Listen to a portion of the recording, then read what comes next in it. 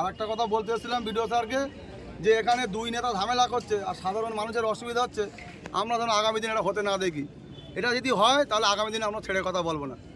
বেশ, তো বিরোধী নেতা আমাদের নেই, কিন্তু আমাদের পুরো কাজটা আমরা জনগণের জন্য করছি। আমরা কোনো দিকে আমরা পিছুই নেই, কোনো কাজে আমরা পিছুই নেই। যেটা যখন যায় জনগণ যেটা বলছে সেটা করছে, দুর্নীতির আওয়াজ তুলে দিচ্ছে। এ বলছে এত কোটি টাকা খাচ্ছে, ও বলছে অত টাকা কোটি টাকা খাচ্ছে। কিন্তু আমরা জানি একজন বিরোধী দলনেতা অর্থের মিটিংয়ে সে জায়গা হাতে সেই সমস্ত ব্যানার দেওয়া হয়েছে। তারা গ্রামের মানুষকে বলছে যে অমুক দিন সাধারণ সভা আছে, সংসদ সভা আছে, তোমরা এসো। কেন এই সমস্ত জনপ্রতিনিধিদের সঙ্গে নেতৃত্ব করে দিয়েছেন আপনারা তিনজনে মিলে, ওনাকে চারজনের মধ্যে আপনারা তিনজন মিলে ওনাকে করেছেন? দেখো, আমরা যে কজন পঞ্চায়েত সমিতি মেম্বার আছি সেই কজনা মিলে আমরা ওনাকে করা হয়েছে। সেই কজনে মিলে করেছেন? ওপরের পার্টির কোনো, ওপরের স্তরের কোনো হাত নেই এতে বলছেন? অবশ্যই হাত আছে, ওপরে সবাই মিলে আমাদের করা হয়েছে। এবার আপনাদেরও বলছি, আমি শুনছিলাম যে এত দেরি হয়ে গেছে কী বৃত্তান্ত, ভাঙড়ে এইসব কিছু হারমাত, কিছু আগাছা কুগাছা জঙ্গলগুলো সাফ করতে আমাদের দেরি হয়েছে। সাফ করে ফেলেছি কিছু স্যারকে, যে এখানে দুই নেতা ঝামেলা করছে আর সাধারণ মানুষের অসুবিধা হচ্ছে, আমরা যেন আগামী দিনে এটা হতে না দেখি। এটা যদি হয় তাহলে আগামী দিনে আমরা ছেড়ে কথা বলবো না। বেশ।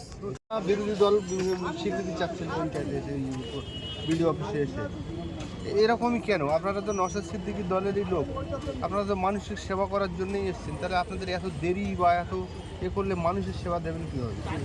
দেখেন, ভাঙড়ের যে পরিস্থিতি ছিল, ভৌগোলিক পরিস্থিতি, সেই ভৌগোলিক পরিস্থিতি স্বাভাবিক আনার জন্য আজকের এই শাসক পর্যন্ত এখনও তারা নিষ্ক্রিয়ভাবে স্বাভাবিক করতে পারছে না। আমরা বিরোধী দল, আমরা জীবনের প্রথম আমাদের দল পঞ্চায়েতে কন্টেস্ট করেছিল।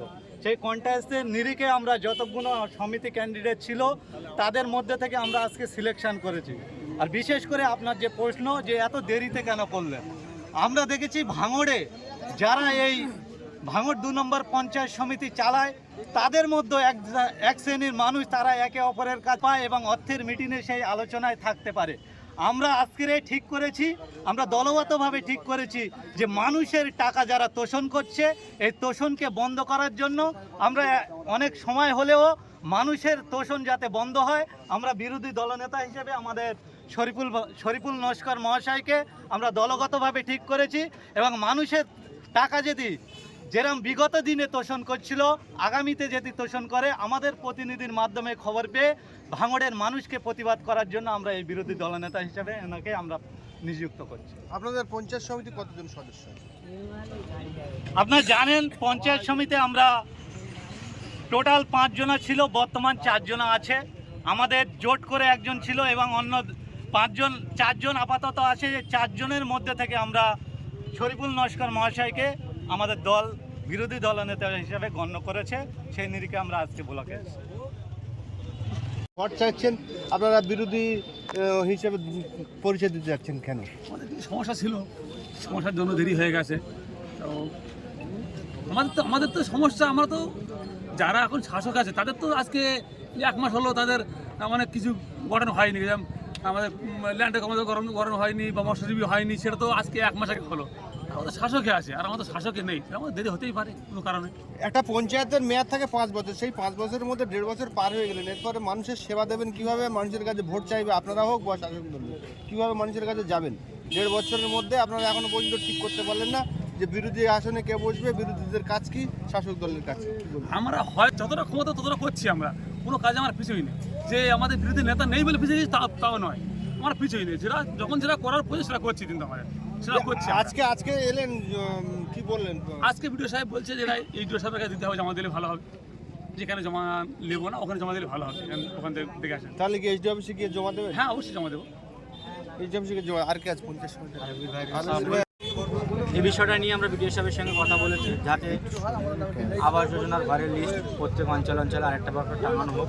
মানুষের যাদের অভিযোগ আছে লিস্টের নাম দেখে যাদের নেই তারা কীভাবে নতুন করে নাম নথিভুক্ত করতে পারবে, বা যাদের বিরুদ্ধে কমপ্লেন আছে তাদের নামগুলো কীভাবে কাটানো যায়, এই বিষয়গুলো আমরা আলাপ আলোচনা করেছি। আর একটা বিষয়, ভোলাকে যেন কোনো রকম রাজনীতি না হয়, ব্লকে নিরীহ মানুষ অনেকেই আসে, জমি জায়গা সংক্রান্ত বিষয় থেকে শুরু করে অনেক কন্যাশ্রী, রূপশ্রী বা অন্য অন্য বিষয়, অনেক কোনো বিষয় নিয়ে তারা ব্লকে আসে। সেই ব্লকে দেখা যায় 144 যারা থাকে বা পুলিশ প্রশাসন ব্যাপক টহলদারি থাকলে মানুষ তারা আসতে ভয় কাচ্ছে। এই কারণে তারা আমাদের কাছে অভিযোগ করেছে যে ব্লকে আমাদের দাদা কাজ আছে, ভাই কাজ আছে, আমরা যেচ্ছি কিন্তু ওখানে ব্যাপক পুলিশের চাপ বা দলবল সরো হচ্ছে, আমরা কিভাবে যাব।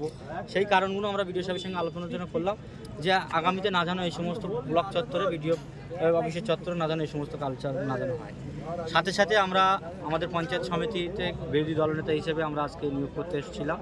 আমাদের পার্টির পক্ষ থেকে আমাদের যে মেম্বার আছে তাদের তরফ থেকে একজনকে আমরা মনোনীত করেছিলাম। সে সংক্রান্ত বিষয়ে আমরা কথা বলেছি। আমাদেরকে এসডিও স্যারের সঙ্গে কথা বলতে হবে, এসডিও স্যারের সঙ্গে কথা বলে আমরা পঞ্চায়েত সমিতির বিরোধী দলনেতা হিসেবে আমরা যাকে নির্বাচন করেছি তাকে নিয়ে এসে এই ব্লকে যেন আমরা বিরোধী দলনেতা হিসেবে এবং বিরোধী পক্ষ হিসেবে যেন আমরা একটা ঘর পাই। সেই ঘরে আজ থাকবো আমরা।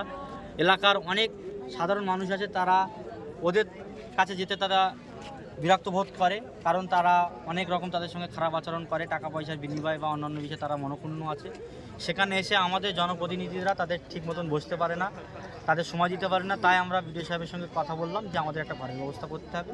আমাদের পঞ্চায়েত সমিতির মেম্বাররা তারা এখানে বসবে, এলাকার মানুষের সমস্যার কথা তারা শুনে কীভাবে সমস্যা মেটানো যায় সেই সমস্ত বিষয়।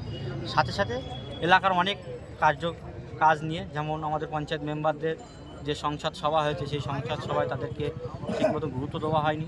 যে সংসদ সভায় যে ব্যানার দেওয়া হয় পঞ্চায়েত থেকে, সেই ব্যানারগুলো আমরা দেখতে পেয়েছি আমাদের যারা জনপ্রতিনিধি গ্রাম পঞ্চায়েতের বুথ স্তরে আছে, পঞ্চায়েত সদস্য, তাদের হাতে না দিয়ে বিরোধী পক্ষে যারা পরাজিত পঞ্চায়েত সদস্য বা পলিটিক্যাল লিডার যারা, তাদের এরকম দুর্ব্যবহার পঞ্চায়েতের প্রতিনিধিরা করছেন বা প্রধান বা পঞ্চায়েত সেক্রেটারি করছেন।